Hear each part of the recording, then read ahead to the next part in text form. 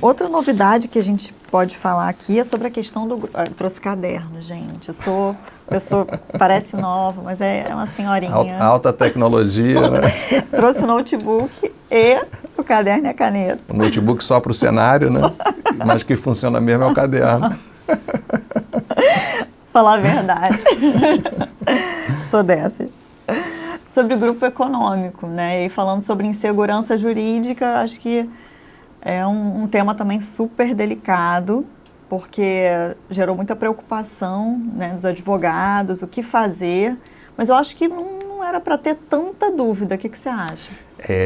Esse tema, assim, eu acho fantástico, né? Porque, assim, há muitos anos atrás, a gente tinha uma súmula do TST, que é a súmula 205, que impedia que você, na execução, incluísse uma empresa do grupo econômico sem que ela tivesse lá na fase de conhecimento, ou seja, né, sem que houvesse um título judicial em face dessa empresa do grupo. A ideia lá atrás era essa. Então, você quer condenar todo mundo? Então, você coloca na fase de conhecimento, faz a instrução, o juiz julga e condena todo mundo solidariamente para poder executar todo mundo solidariamente, né? Aí cancelaram essa súmula, muitos anos atrás, a súmula 205. Quando cancelaram essa súmula, foi a festa, né? Porque o que o pessoal entendeu? Bom, se o TST cancelou essa súmula, é porque então pode incluir na execução sem ter participado da fase de conhecimento. Então ficou muitos anos funcionando assim. Você está lá na sua empresa, lá trabalhando, de repente bate um oficial de justiça te cobrando R$200 mil para pagar em 48 horas. Você fala, não, mas eu não fui condenado. Não, mas você faz parte do grupo econômico. Eu faço parte do grupo econômico? Faz. Está lá, o reclamante disse que você é do grupo econômico. Então, peraí, então eu quero discutir. Pela nossa lei, a rigor, para eu discutir, eu teria que depositar os R$200 mil em 48 horas. Ou seja, você sofre uma violência muito grande, né? Foi assim por muitos anos, né, Carol? Por quê? Porque é da tese do empregador único. Até que a gente teve uma grande mudança no Supremo, né? Daquele caso em que o ministro Gilmar Mendes, pela primeira vez, levantou essa bola, né? Só para recordar o pessoal, o que aconteceu? Foi indo assim, de forma majoritária, né?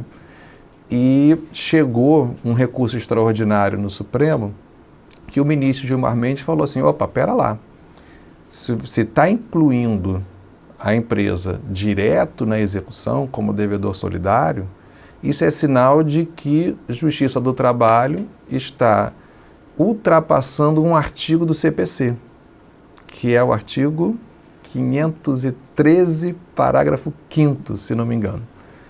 Esse artigo fala expressamente, desde 2015, né, que não é possível você executar devedor solidário se ele não tiver sido condenado lá na fase de conhecimento. Então, o que o ministro Gilmar Mendes fez? Olha, se vocês estão incluindo, é porque vocês estão entendendo inconstitucional esse artigo. E para o tribunal entender que isso é inconstitucional, no caso era o TST, tem que observar a reserva de plenário para declarar a inconstitucionalidade de uma lei. O plenário vai ter que se pronunciar sobre isso. Não é um julgamento de uma turma, tem que ser do plenário. E aí mandou o processo de volta para o TST. O que o TST fez? Mudou a decisão. Disse que o artigo é constitucional e que, portanto, não pode incluir na execução. Isso foi a decisão de um caso isolado. Depois a gente teve as novas arguições que estão em andamento, né? Isso, tem 2 arguições que estão em andamento. E aí, desde o dia 25 de maio, o ministro Dias Toffoli suspendeu os julgamentos em todo o território nacional de todas as ações que versem sobre o grupo econômico, sobre a inclusão do grupo econômico na fase de execução. Mas o que eu acho que é importante a gente orientar os advogados e ter em mente é que, enquanto isso não for pacificado, e aí a gente volta para o tema da insegurança jurídica, é fundamental que a gente, na dúvida, coloque realmente as empresas do grupo no polo passivo. Acho que não tem muita solução com relação a isso. Assim, eu defendo isso há muitos anos, né? Pela questão técnica, né, que a gente acabou aqui de passar, né, porque existe o CPC, um artigo expresso sobre isso, E o CPC, ele é aplicável não só subsidiariamente, mas supletivamente ao processo do trabalho, né? E além disso, né, tem uma outra discussão que é interessante, porque a reforma trabalhista, ela mudou o artigo da CLT sobre grupo econômico, o parágrafo 2º do artigo 2º da CLT. E muita gente não percebeu, porque essa mudança ela foi muito profunda nesse aspecto também.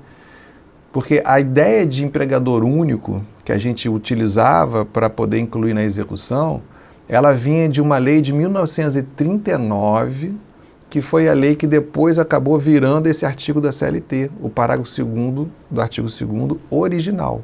Então, esse era o grande fundamento para dizer, não, a CLT adotou o tal do empregador único. Eu nunca concordei com esse argumento, mas de qualquer forma, em 2017, o parágrafo 2º foi revogado e foi feito um novo parágrafo 2º. Então, essa vinculação com a lei de 1939 não existe mais. Até porque o parágrafo 2º atual do artigo 2º, ele é idêntico à lei do rural, quando fala de grupo econômico. E lá para o rural a gente sempre defendeu que não existia empregador único. Então, assim, eu acho que é muito arriscado continuar com essa ideia de que eu vou incluir na execução. E não fosse pelo juridiquês, eu acho injusto. Você não pode se defender, você não pode produzir provas, você não pode levar testemunha. Muitas vezes a empresa que está no polo passivo é revel, não se defendeu. Pode até ser do grupo econômico, mas ela não se defendeu e você não ficou nem sabendo. Porque o pessoal acha que grupo econômico é tudo fraude, né? Presunção de fraude. Presunção de fraude, não. Você pode ter um grupo econômico, cada empresa com a sua autonomia, com a sua vida própria, né? E uma empresa não fica nem sabendo de uma ação. Pense num grupo econômico grande, sei lá, Banco Itaú.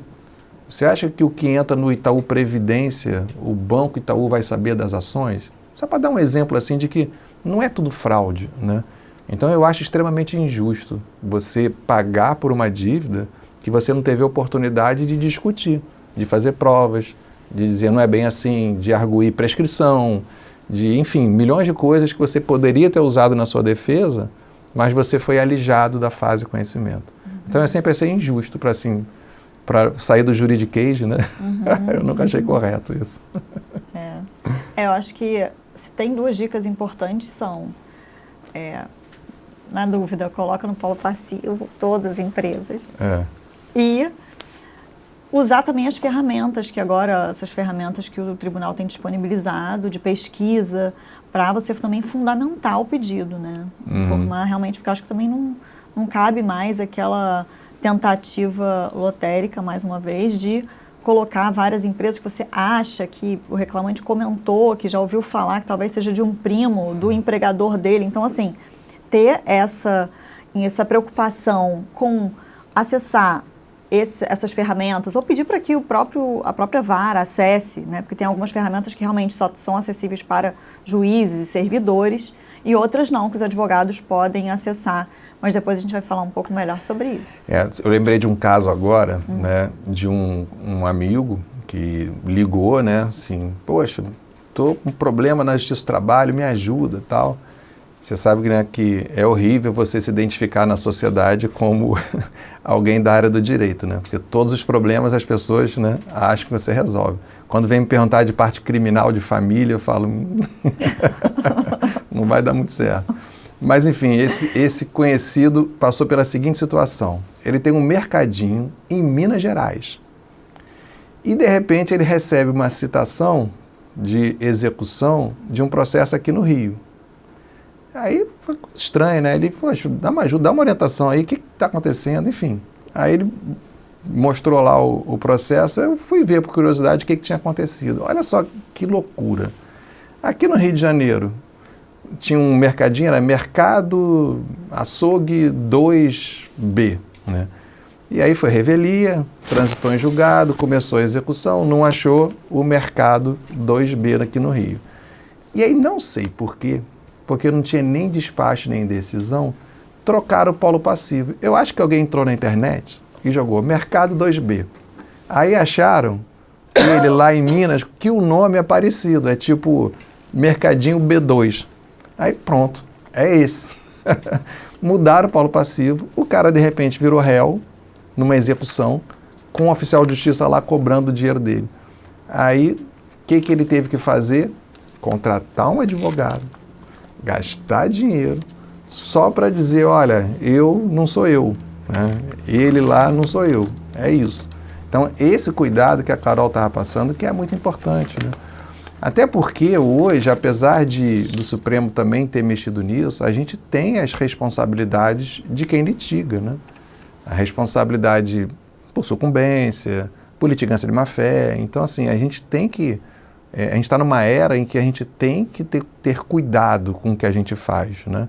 Para poder fazer bem feito, ter resultado, ter efetividade e respeitar os direitos das pessoas, de todos, né? De todos os envolvidos, né?